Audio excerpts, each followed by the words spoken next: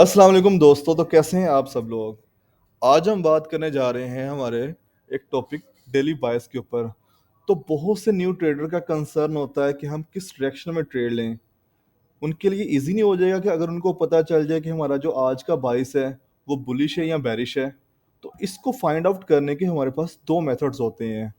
एक मेथड ये होता है कि आप मार्केट के स्ट्रक्चर को देख के आप एनालाइज कर सकते हो कि मार्केट का जो बायस है वो किस तरह है और किस तरफ चल रहा है।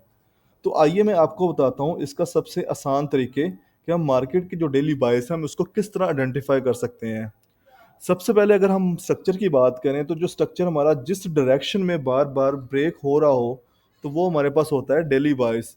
अगर हम बात करें गोल्ड की तो गोल्ड का ये डेली चार्ट इस वक्त मैंने ओपन किया हुआ है। अगर हम देखें तो गोल्ड इस टाइम बुलिश चल रहा है। उसकी रीज़न क्या है कि मार्केट बार बार गोल्ड को यहाँ पे ब्रेक किया इसने, यहाँ पे ब्रेक किया, बार बार स्ट्रक्चर को ब्रेक करके ऊपर जा रही है। ठीक है। अभी जो हमारे पास गोल्ड का डेली वाइस है वो बुलिश है, हम इसको कहेंगे बुलिश है। क्योंकि जिस डायरेक्शन में बार बार आपका स्ट्रक्चर ब्रेक हो रहा हो तो हम उस डायरेक्शन को एज अ बाइस लेते हैं। तो जो हमारा सबसे बड़े टाइम फ्रेम का बाइस है वो इस टाइम बुलिश है। अगर आप कंफ्यूज हैं कि हमारा डेली बाइस तो चले बुलिश है, लेकिन हम 4 आवर का जो बाइस है वो किस तरह हम देखें। तो 4 आवर को भी देखने का तरीका यही है कि आपने 4 आवर के टाइम फ्रेम के अंदर जाना है और जाके वहाँ पे देखना है कि जो स्ट्रक्चर है वो कहाँ पे ब्रेक हो रहा है। अगर हम यहाँ की बात करें गोल्ड की तो हमारा 4 आवर के अंदर एक जो ब्रेक ऑफ स्ट्रक्चर है वो हमारे पास यहाँ पे हुआ है। ठीक है। जस्ट एक ही हमारे पास ब्रेक ऑफ स्ट्रक्चर अभी तक हुआ है। क्योंकि हमारा जो डेली वाइस है वो अभी तक तो बुलिश ही है, लेकिन जो 4 आवर का वाइस है वो इस टाइम बेरिश है। उसकी रीज़न ये है कि एक से हमारे पास ब्रेक ऑफ स्ट्रक्चर ये है। ठीक है। उसके बाद मार्केट ने हमें यहाँ पे अपसाइड के ऊपर एक ब्रेक दी है। ठीक है। लेकिन फिर मार्केट आई है और उसने इसको फिर से इस जगह पे ब्रेक कर दिया है। इस जगह पे ब्रेक किया है, उसके बाद हमारे पास मार्केट ने इसको इस जगह पे ब्रेक कर दिया है। तो इसका जो सिंपल मेथड होता है, मेथड ये होता है कि मार्केट जिस डायरेक्शन में कंटिन्यूअसली 2 दफ़ा अपने आप को ब्रेक करे तो हम उसका जो बाइस है हम उसी डायरेक्शन में देख रहे होते हैं। तो यहाँ पे मार्केट ने 4 आवर के टाइम फ्रेम के अंदर अपने आप को 2 दफ़ा ब्रेक किया है। तो हम ये कहेंगे कि जो 4 आवर का हमारे पास टाइम फ्रेम है उसके अंदर जो हमारा स्ट्रक्चर है या हमारा बाइस है वो हमारे पास होगा बेरिश। ठीक है। अगर हम इसको 1 आवर में देखना चाहें तो 1 आवर का तरीकाकार भी यही होगा कि हम 1 आवर में इसको आगे देखेंगे कि हमारा जो 1 आवर का बाइस है वो क्या है। तो अगर हम 1 आवर में भी देखें तो 1 आवर में हमारे पास आपको इस जगह पे ब्रेक नज़र आ रही है। उसके बाद हमारे पास ये चेंज ऑफ करैक्टर है। 1 आवर में, 4 आवर में ये ब्रेक है, 1 आवर में ये चेंज ऑफ करैक्टर है। और अगर हम यहाँ पे देखें तो यहाँ पे भी ब्रेक है। तो हम ये अज्यूम कर सकते हैं कि इस वक्त जो हमारा मार्केट का स्ट्रक्चर है या हमारा मार्केट का जो बाइस है वो अभी बेरिश है। तो ये बुलिश कब होगा? ये बुलिश तब होगा जब मार्केट यहाँ से अपने स्ट्रक्चर को इस जगह पे लेके जाएगी, फिर इसको टेस्ट करेगी, फिर इसको ब्रेक करेगी। ठीक है। उसके बाद फिर इसको टेस्ट करेगी, फिर इसको ब्रेक करेगी। तो देन हमें कंफर्म हो जाएगा जो अभी हमारा जो मार्केट का बाइस है वो हमारा बुलिश हो जाएगा। तो ये जो मेथड था ये था आपका मैनुअल, यानी कि मार्किंग के थ्रू आपको पता करने का तरीका कि आपका जो मार्केट का स्ट्रक्चर या मार्केट का बाइस है वो क्या है।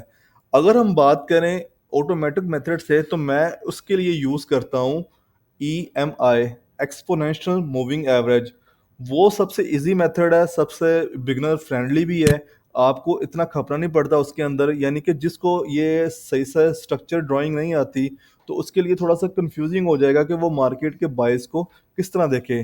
तो इसके लिए आपने जाना है सबसे पहले इंडिकेटर्स के अंदर। इंडिकेटर्स के अंदर जाके आपने सर्च करनी है EMI। तो EMI जब आप सर्च करेंगे तो यहाँ पे जो पहला इंडिकेटर आ रहा है मूविंग एवरेज एक्सपोनेंशियल, आपने इसको क्लिक करके अपने चार्ट के अंदर इंसर्ट कर लेना है। जब आपके अंदर चार्ट के अंदर इंसर्ट हो जाएगा तो आपको कुछ इस तरह से ये नज़र आएगा। आपने इस जगह पे जाके सेटिंग्स में अपनी जो इनपुट है वहाँ पे आपने 50 कर लेनी है। 50 करने के बाद आपकी जो लेंथ होगी वो 14 होगी, स्मूथिंग लेंथ। और आपने इसको ओके कर लेना है।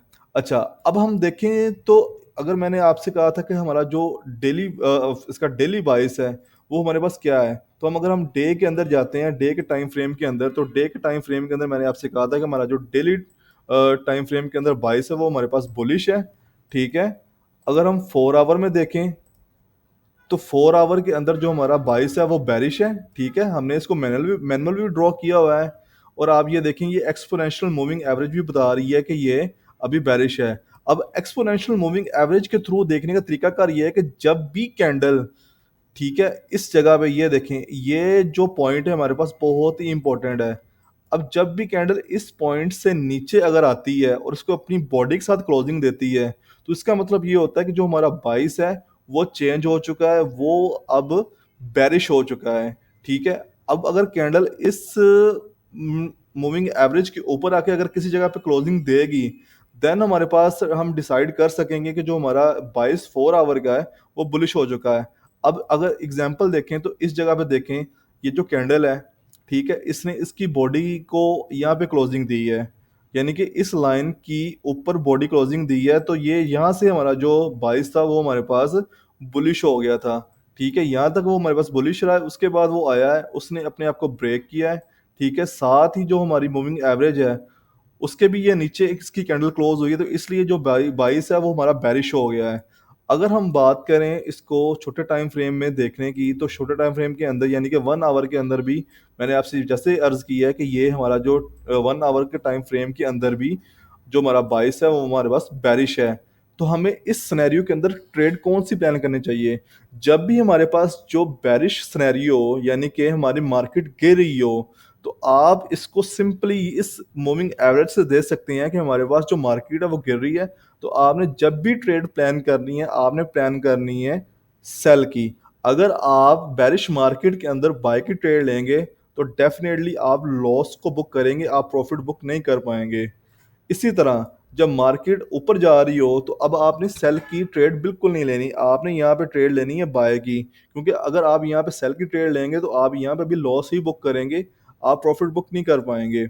इसी तरह जब आपने अगर मल्टीपल टाइम फ्रेम्स के अंदर जाके उसके मल्टीपल टाइम फ्रेम्स का आपने बाईस देखना, तो आपने जस्ट इसको स्विच करना है।